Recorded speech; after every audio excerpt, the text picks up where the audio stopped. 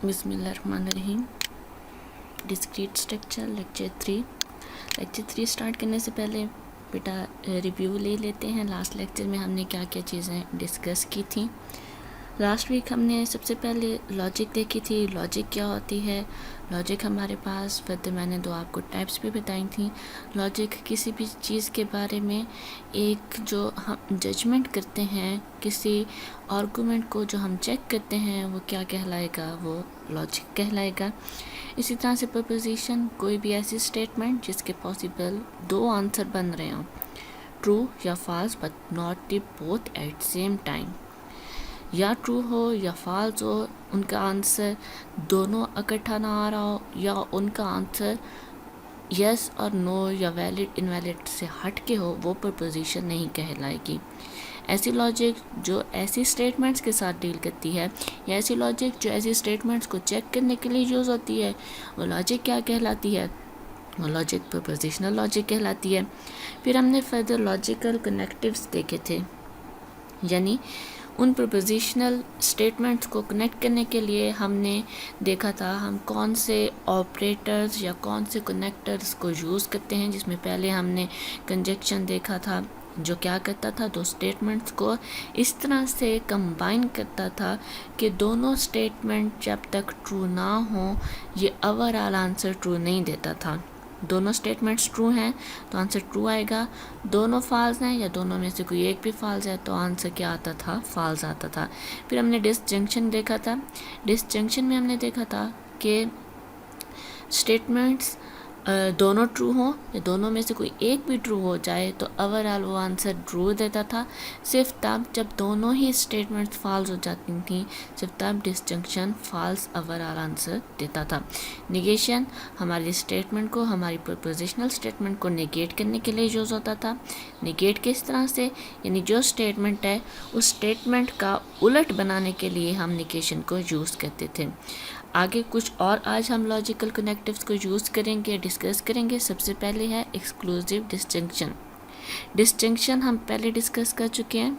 Distinction में क्या होता है कि हमारे पास स्टेटमेंट्स, दो स्टेटमेंट्स या दो से ज़्यादा स्टेटमेंट्स को चेक किया जाता है और उन स्टेटमेंट्स को चेक करने के बाद उन स्टेटमेंट्स के ऊपर ये थिंकिंग डेवलप की जाती है कि इन दो स्टेटमेंट्स में आंसर क्या आ रहा है।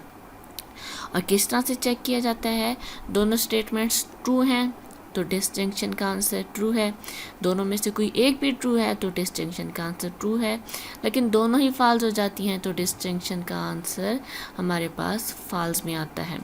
अब ये हमारे पास सिंपल डिस्टिंक्शन नहीं है, ये हमारे पास एक्सक्लूसिव डिस्टिंक्शन है। तो ये थोड़ा सा उससे चेंज है, थोड़ा थोड़ा उससे ऐसा भी है और थोड़ा थोड़ा उससे चेंज भी है। सिंबल इसका यहाँ पे आप देखें, हम प्लस और प्लस के ऊपर एक सर्कल को यूज़ करते हैं, ये हमारे पास डिस्टिंक्शन का सिंबल है। इसे हम एक्सक्लूसिव और भी पढ़ते हैं, इसे हम एक्स और भी पढ़ते हैं, या इसे एक्सक्लूसिव डिस्टिंक्शन भी हम कह सकते हैं। एग्जाम्पल मैंने यहाँ पे दिया है, this morning I can go to school और I can stay home. This morning I can go to school ये पी है, या this morning I can stay at home ये हमारे पास क्यू है। अच्छा, ये जो एक्सक्लूसिव डिस्टिंक्शन होता है ये हमारे पास एट अ टाइम ट्रू या एट अ टाइम फॉल्स नहीं हो सकते। सही है, कैसे, यानी इसमें ये नहीं होगा कि P भी ट्रू होगा, Q भी ट्रू होगा तो एक्सक्लूसिव और का आंसर ट्रू आएगा, नहीं। इसमें से एक टाइम पे या P या Q दोनों ट्रू नहीं होने चाहिए, या P या Q ट्रू हो, ना दोनों फॉल्स होने चाहिए, किसी एक को ट्रू होना ज़रूरी है। It is true when exactly one of P and Q is true and false otherwise। दोनों ट्रू हो जाते हैं तब भी इसका आंसर फॉल्स में आएगा, और दोनों हमारे पास दोनों ट्रू हो जाते हैं तब भी इसका आंसर फॉल्स में आएगा, और दोनों फॉल्स हो जाते हैं तो तब भी इसका आंसर फॉल्स में आएगा। ट्रू आंसर सिर्फ तब आएगा जब हमारे पास दोनों स्टेटमेंट में से किसी एक स्टेटमेंट, कोई एक स्टेटमेंट हमारे पास ट्रू रहती है। अब देखें, एक स्टूडेंट एक दिन में एक ही वक्त में ऐसा तो नहीं हो सकता ना कि वो स्कूल में भी जाए और वो घर में भी बैठे, पॉसिबल नहीं है।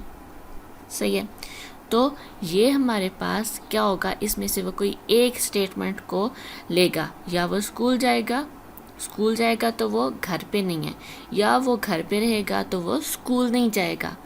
तो ये वही चीज़ है, ऐसा नहीं हो सकता कि वो स्कूल भी जाए और घर पे भी रहे, यानी दोनों स्टेटमेंट्स हमारे पास ट्रू एट अ टाइम नहीं हो सकती। अब इसी चीज़ को फर्दर एक्सप्लेन करने के लिए एक ट्रुथ टेबल मैंने यहाँ पे बनाया है। यहाँ पे देखें, उसी स्टेटमेंट को अगर हम लेके चलते हैं और इसे चेक करते हैं तो हमारे पास पहला क्या था कि मैं इस मॉर्निंग स्कूल जा सकता हूँ या जाऊँगा, या इसी तरह से टी के मैं इस मॉर्निंग घर रहूँगा। तो ये दोनों हमारे पास, क्योंकि दोनों की वैल्यूज़ ट्रू आ रही हैं तो आंसर क्या आएगा, फॉल्स आएगा। इसी तरह से ना मैंने स्कूल जाना है ना मैंने घर पे रहना है, तो ये भी हमारे पास दोनों की वैल्यूज़ क्या आ रही हैं, फॉल्स आ रही हैं, तो भी ये फॉल्स होगा। सिर्फ तब ट्रू हो रहा है जब यहाँ पे एक टाइम पे पी ट्रू है और एक टाइम पे क्यू ट्रू है। सही है, एक्सक्लूसिव और का सिंपल मेथड भी हम कह सकते हैं कि इसमें ये चीज़ आपने याद रखनी है, एक्सक्लूसिव और में जब हमारी स्टेटमेंट्स की वैल्यूज़ सेम होंगी, सेम मीन ट्रू ट्रू या फॉल्स फॉल्स, दोनों स्टेटमेंट्स क्या हैं, ट्रू, ये भी ट्रू ये भी ट्रू, सेम वैल्यूज़ हैं इनकी, तो भी फॉल्स आएगा। और यहाँ पे भी देखें सेम वैल्यूज़ हैं, ये भी फॉल्स ये भी फॉल्स, तो भी आंसर क्या आएगा, फॉल्स आएगा। जब हमारे पास इन दोनों की ट्रूथ वैल्यूज़ चेंज होंगी तब आंसर इसका ट्रू में आएगा। नेक्स्ट इसी तरह से हमारे पास लॉजिकल कनेक्टिव है कंडीशनल स्टेटमेंट। अब ये जो हमारे पास कंडीशनल स्टेटमेंट है, इसमें हम सिंबल यूज़ करते हैं एरो का। ये एरो हमें शो करती है कि ये हमारे पास क्या है, ये कंडीशनल स्टेटमेंट है। इसे हम पढ़ते किस तरह से हैं, इसे हम इफ़ देन भी पढ़ते हैं, इसे हम इम्प्लाइज भी पढ़ते हैं, और ये हमारे पास जो हैं मोस्ट कॉमन यूज होने वाली टर्म्स हैं, और इनमें भी मोस्ट कॉमनली हम इफ़ देन को यूज़ करते हैं। लेकिन इफ़ देन और इम्प्लाइज से हट के भी और भी हम बहुत सारी तरह से इन्हें यूज़ कर सकते हैं। जैसे हम यहाँ पे या तो कह सकते हैं इफ़ पी देन क्यू, इसी तरह से P implies Q, या if P and Q, if P P only if Q, Q if P, P when P, Q when P, Q unless P, Q follows P। ये बहुत सारी हमारे पास ना further इनकी टर्म्स यूज़ होती हैं, और ये सारी की सारी बुक में मौजूद भी हैं। एक बार आप देख लें बेहतर है, लेकिन ज़्यादा हमारे पास यही इफ़ देन यूज़ होती है, तो अगर आप यही प्रॉपरली समझ लेते हैं तो इनफ है। बाकी बेशक आप ना भी देखें तो कोई मसला नहीं है। अच्छा, अब इसी इफ़ देन को यूज़ करते हुए मैंने अपनी एग्जांपल डेवलप की है। यहाँ पे देखें, P है टुडे इज़ संडे, और Q है शॉप इज़ क्लोज। अच्छा, अब P इम्प्लाइज Q का सेंटेंस कैसे बनेगा, जैसे यहाँ पे मैंने आपको बताया if P then Q।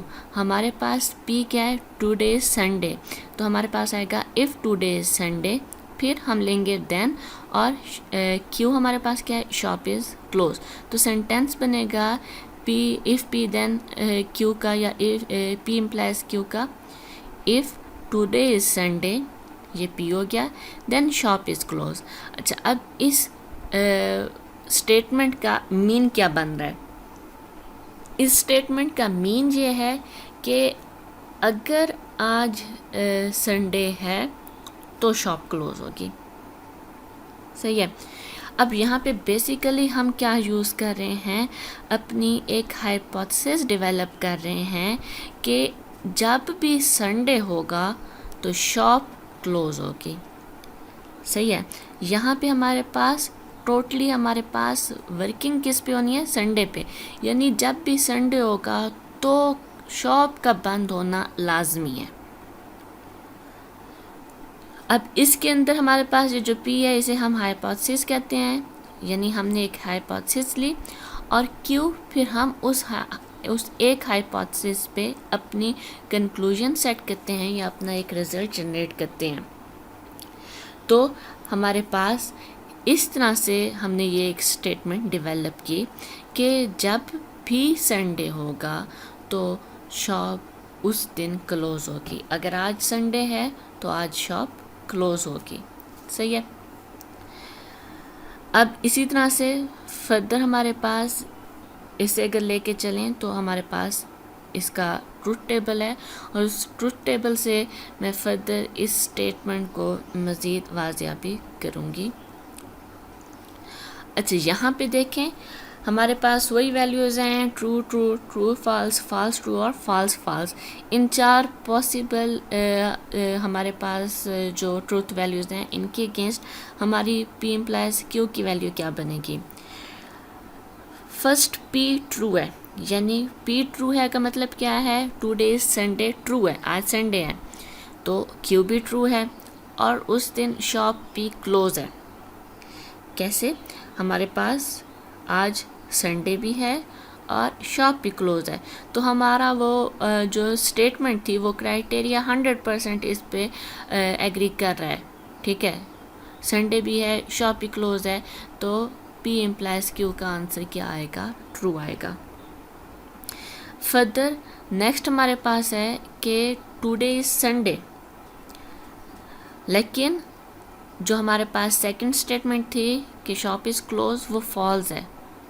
Shop is close false है तो इसका मतलब क्या है, शॉप बंद नहीं है, शॉप खुली हुई है। अच्छा, अब स्टेटमेंट क्या बन गई कि आज संडे है लेकिन शॉप ओपन है। तो हमारी जो स्टेटमेंट बनी थी कि अगर जब भी संडे होगा शॉप क्लोज होगी, वो यहाँ पे क्या हो रही है, फॉल्स हो रही है, तो इसका आंसर क्या आ गया, फॉल्स आ गया। अच्छा, फिर फर्दर थर्ड हमारे पास क्या है कि आज संडे नहीं है और क्यू का आंसर क्या आ रहा है कि आज शॉप क्लोज है।